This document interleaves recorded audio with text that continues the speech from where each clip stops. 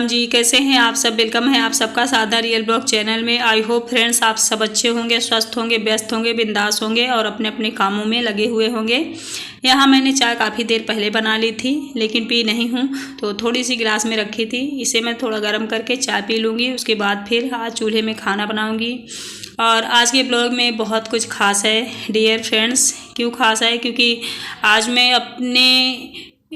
मेरे ऊपर जो भी चीज़ें होती हैं, प्रॉब्लम्स होती है, जो मैं आप लोगों के साथ कभी शेयर नहीं करती हूँ, तो आज मैं शेयर ज़रूर करूँगी क्योंकि मेरा मन थोड़ा सा बोझिल लग रहा है। तो आज आपसे बताऊँगी। फ़िलहाल यहाँ मैं चूल्हे पे दाल चढ़ा दी हूँ और आज चूल्हे का खाना बनेगा, देसी खाना बनेगा, सिंपल सा। पर चूल्हे का जो खाना होता है मुझे पर्सनली बहुत अच्छा लगता है। तो आग जलाने में थोड़ी सी प्रॉब्लम हो रही, तो जल्दी से मैं आग जला लेती हूँ कागज़ वागज़ लगा के, जिससे आग एक बार लकड़ी में पकड़ लेना तो फिर आसानी से जल जाती है।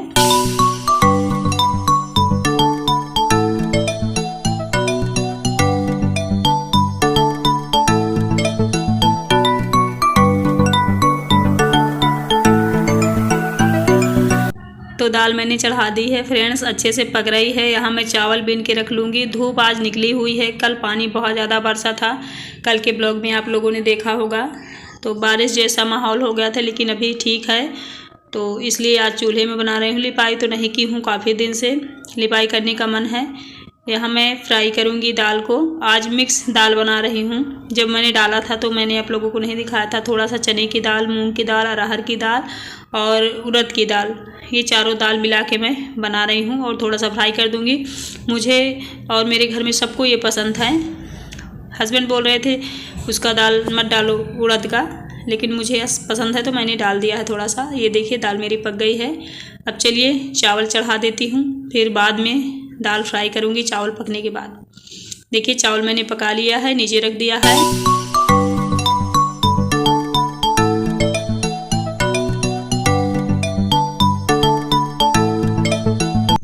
जीरा, थोड़े से मटर, प्याज, लहसुन, अदरक, टमाटर, ये सारी चीज़ें डाल दी हैं मैंने। थोड़े से गरम मसाले और फिर अच्छे से पका ली हूँ। बहुत तेज़ आंच है।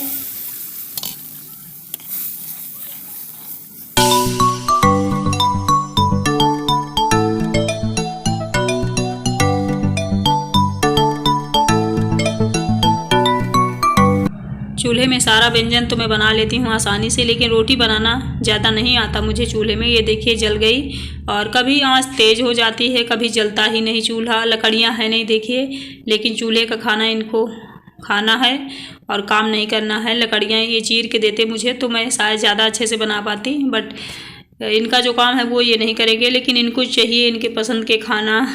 खैर इनकी शिकायत करूंगी तो करती ही रह जाऊंगी, क्योंकि देखिए जब हम लोग साथ में रहते हैं, या वाइफ हस्बैंड हो, फैमिली हो, बहन भाई, कोई भी रिश्ता हो, जब हम पास में रहते हैं ना, तो थोड़ा बहुत मनमुटाव हो जाता है अक्सर। लेकिन अगर हम समझदार होते हैं तो सब कुछ हम हैंडल कर लेते हैं। दोनों समझदार होते हैं तब। अगर एक कम समझदार है तो रिश्ते बिगड़ जाते हैं। यहाँ देखिए खाना लमसम रेडी है। बच्चे बोल मम्मी हमको दे दो खाने के लिए। अभी 2-3 दिन स्कूल बंद है, क्योंकि बच्चों के स्कूल में कोई फंक्शन है, तो 2-3 दिन के लिए बच्चों की छुट्टी है और सभी बच्चों के स्कूल खुले हैं। मेरे बच्चों के स्कूल बंद हैं, क्योंकि इनके स्कूल में ही काम है। सबको मैंने खाना दे दिया है, ये मेरा खाना है।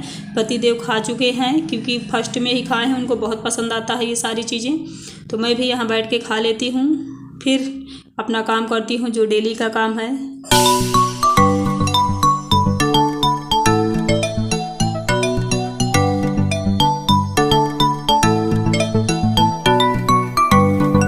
ये कभी कभी तो सारी जिम्मेदारियां बहुत अच्छे से समझेंगे, निभाएंगे। कभी कभी इनका समझ ही नहीं आता।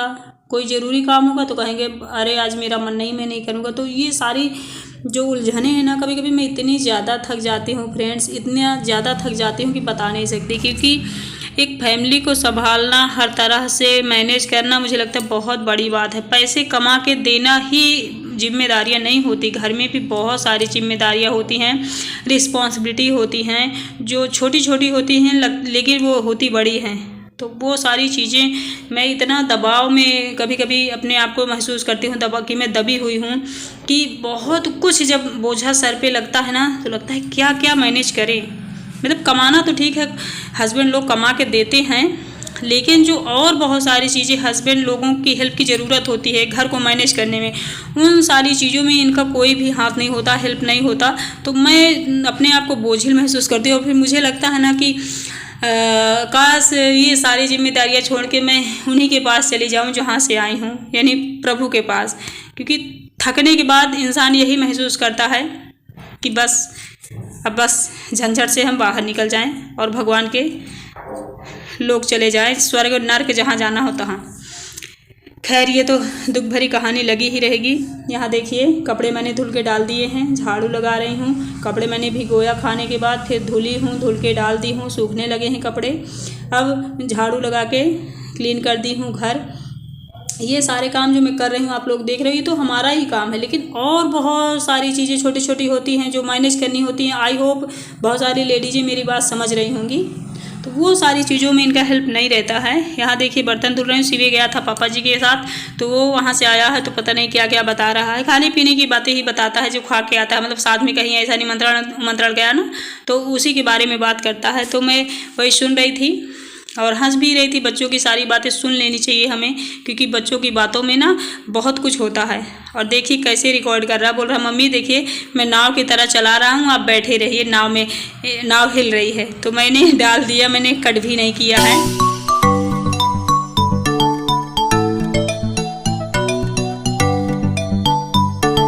मैं उदास हूँ आज। आप लोगों को मेरा फेस भी देख के समझ में आ रहा होगा। कभी कभी होता है महीने में 1-2 दिन 3 दिन ऐसा हमारा बीतता है जैसे हमारे पास होता सब कुछ है, बट लगता नहीं कि सब कुछ हमारा है।